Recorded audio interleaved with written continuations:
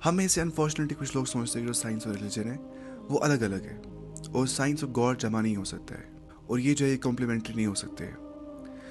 हालांकि साइंस बोलता क्या है? साइंस बोलता है कि हाउ थिंग्स वर्क, चीज़ें कैसे काम करती है, चीज़ें कैसे काम करती है ऑन लॉज।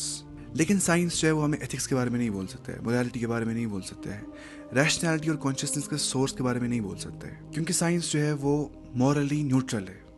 वो कुछ नहीं बोल सकता about morality, about ethics, about purpose.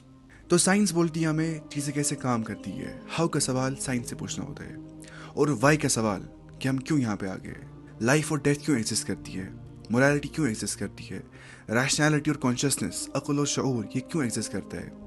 इस वाई का सवाल जो है वो मिल जाता है हमें रिलीजन से, यानी कि इस्लाम से। साइंस नहीं बोल पाती कि यूनिवर्स में लॉज क्यों हैं और सब कुछ क्योटिक क्यों नहीं है। अगर यूनिवर्स खुद बन गई होती बाय रैंडम चांस, तो यूनिवर्स में लॉज कैसे बन गए? डीएनए में अगर इतना खतरनाक कोड है तो वो कोडिंग किसने की है? बिग बैंग के बाद, ब्लास्ट के बाद लॉज कैसे एग्जिस्टेंस में आ गए? जो नेचुरल लॉज है वो कैसे एग्जिस्टेंस में आ गए?